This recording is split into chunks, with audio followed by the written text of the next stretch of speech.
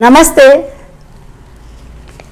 तो ये वीडियो मैं बना रही हूँ परीक्षार्थियों के लिए। मौसम परीक्षाओं का है और ये वीडियो उस हर विद्यार्थी के काम आएगा जो 10वीं 12वीं की बोर्ड परीक्षा दे रहा है, होम एग्जाम दे रहा है या किसी भी कंपटीशन की तैयारी कर रहा है।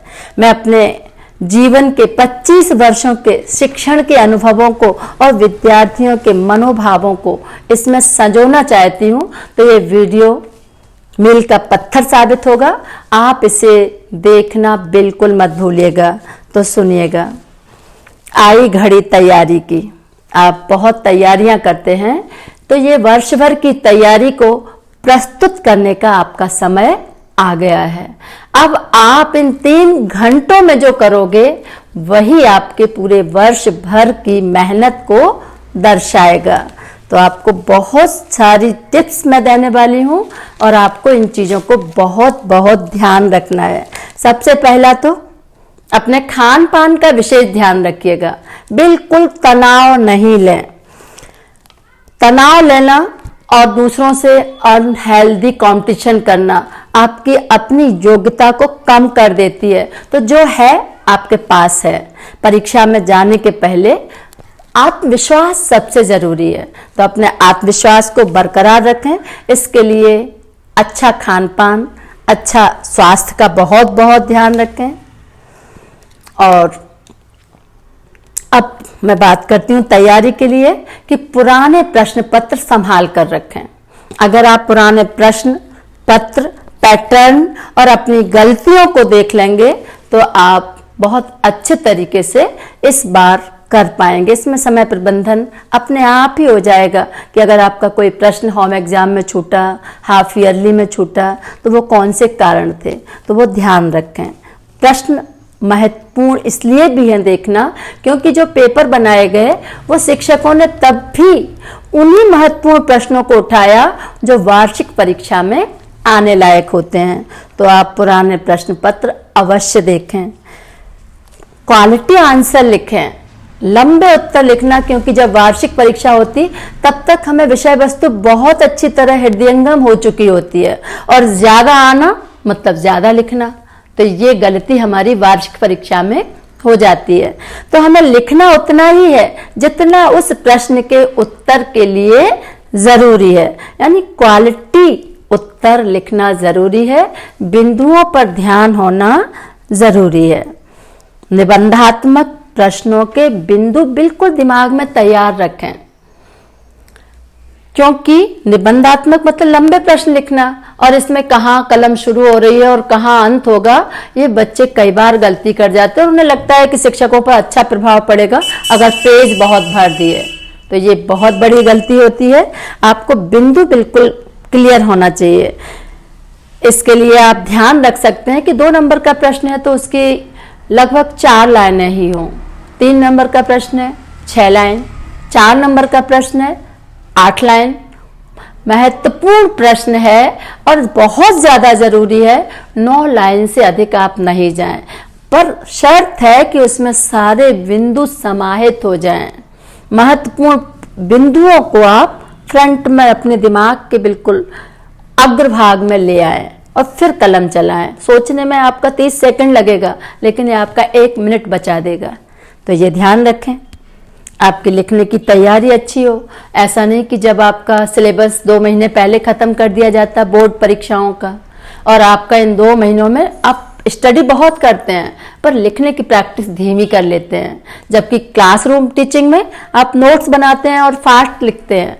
तो इसके लिए जरूरी है कि प्रैक्टिस में लिखना बिल्कुल बंद ना करें, उल्टा एक प्रश्न के लिए समय दें और बिल्कुल उसी समय के अंदर उसका क्वालिटी आंसर घर में ही लिखें, और अगर शिक्षक को दिखाएं और पूछें कि इस पर्टिकुलर प्रश्न में कितने अंक आएंगे, तो वो आपको बता देगा, तो आपकी कई और अच्छी तैयारियां हो जाएंगी। तो ये आप ध्यान रखें, गति का ध्यान रखें, शुद्धता का ध्यान रखें। हर एक की अपनी मिस्टेक्स होती हैं, मात्राओं की, वर्तनी की, स्पेलिंग्स की, या मैथ्स में सिली मिस्टेक, तो उनका आप विशेष ध्यान रखें। अपने ही उत्तर पुस्तिकाएं बार बार देख लें। और सबसे बड़ी बात, गलत रास्ते और गलत चीज़ों के बारे में कदापि ना सोचें, दिमाग में ही ना लाएं कि किसी से पूछेंगे या कुछ लिख के ले जाएंगे। इस पर आप बिल्कुल प्रारंभ से संकल्प के साथ हों कि जीवन में जो भी उपलब्ध करेंगे अपनी मेहनत और अपनी ईमानदारी के बल पर ही करेंगे। बात आती है प्रश्नों के क्रम की, ऑर्डर की। तो सबसे पहली बात तो ये है कि जो प्रश्न पत्र बनाया गया वो खुद ही ऑर्डर में है, तो सबसे अच्छा तरीका तो है वही जो उसमें दिया गया है। लेकिन फिर भी आपकी अपनी तैयारी और महारत किसी अलग तरह से हो सकती है, तो आप अपने हिसाब से करें। मैं हिंदी की हूं तो हिंदी का आपको अनुभव दे सकती हूं कि अगर आपके व्याकरण पर पूरा अधिकार है तो आप व्याकरण भाग ले लें। आप पठित, आपको रीडिंग कॉम्प्रिहेंशन बहुत अच्छे लगते हैं तो आप उसको पहले लें। शर्त है कि उस भाग के प्रश्नों को ऑर्डर में ही करें और पूरा भाग समाप्त होने पर समाप्ति सूचक चिन्ह भी लगाएं। हर प्रश्न के बाद भी आप एक आड़ी लकीर खींचें। इससे प्रेजेंटेशन पर असर आता है और जांचकर्ता को बहुत अच्छा लगता है। ऐसा बिल्कुल ना करें कि ये उत्तर नहीं आता इसलिए इसको कहीं अंदर डाल देंगे और उससे आपको अंक मिल जाएंगे, बिल्कुल नहीं। जिस समय आपको नहीं आता उस समय जगह छोड़ें, लेकिन दिमाग में रखें और उसके लिए समय भी निश्चित रखें और उसी ऑर्डर में करें। ये सबसे अच्छा तरीका है। दूसरा, प्रेजेंटेशन के समय आपकी स्याही वाला पेन, आप उसके स्याही के कलर का ध्यान रखें।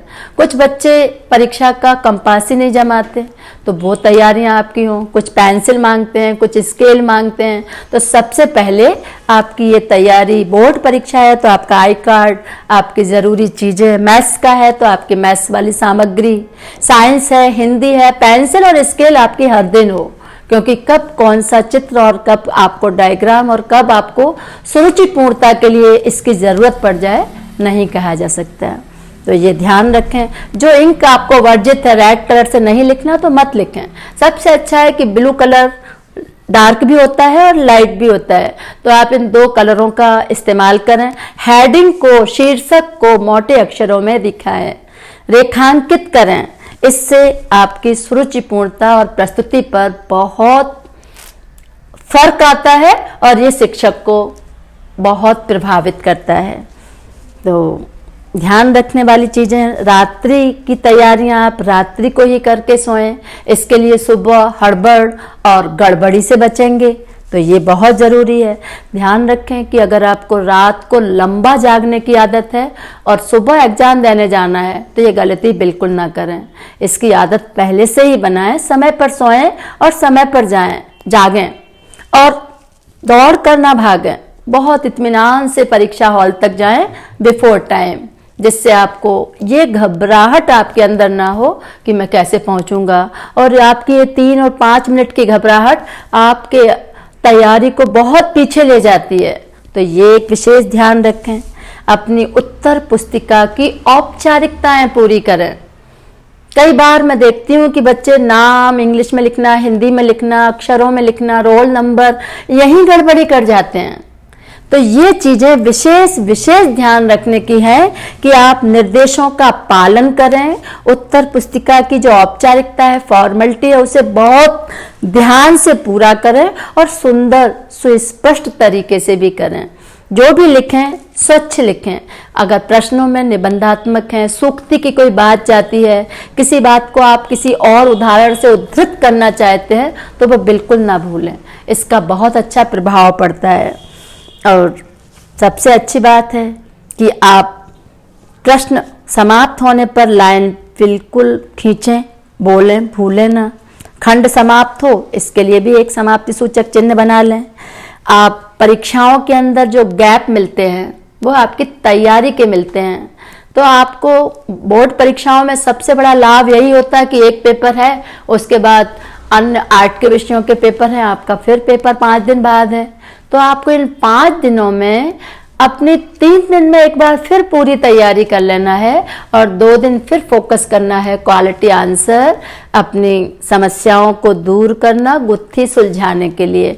तो आप अपने गैप्स का इस्तेमाल बहुत अच्छा करें, किसी भी विषय को कम ना आंकें। ये मत सोचें मैथ्स में बहुत अच्छी हूँ मैं, या हिंदी तो मुझे ऐसा ही आती है। बोर्ड परीक्षा और वार्षिक परीक्षा का मतलब है कि आप हर मिनट को और हर प्रश्न को महत्व दें और हर विषय को महत्व दें, तभी आपका ग्राफ ऊपर और बहुत ऊपर जाएगा। तो ये हमारी छोटी छोटी सी तैयारियां थी। हमारे शिक्षक वाला हृदय परीक्षाओं के मौसम में लगता है कि कब बच्चों को इकट्ठा करूं और बहुत सारे टिप्स दे दूं, क्योंकि बच्चे गलती करते हैं कि दूसरा बच्चा बोलता है कि आपने वो प्रश्न पढ़ा या तुमने उसकी तैयारी नहीं की, मैडम ने तो बोला था वो खास है, और आप अपना आत्मविश्वास खो देते हो। तो इस समय आप किसी और से न सुने और न किसी और की तरफ देखें। मुंशी प्रेमचंद की इस कहानी को याद रखें, ईदगाह वाली, कि जिसमें हामिद के पास 3 रुपए ही है और मेले में उसे उस 3 रुपए में सबसे उपयोगी वस्तु खरीदना है। तो आपके पास जो है वही है, बस आपको उस अपनी सामग्री से, अपनी पठित सामग्री को ऐसे प्रस्तुत करके आना है कि आपका सबसे बेस्ट प्रस्तुति हो और सबसे अधिक अंक आपको अर्जित हो। तो आपको ये तरीके सोचना है। आप अपने आप में अद्वितीय हैं और बहुत सारी शुभकामनाओं के साथ आपको मैं टिप्स दे रही हूँ। अपने हेल्थ का, स्वास्थ्य का ध्यान रखें। नमस्ते।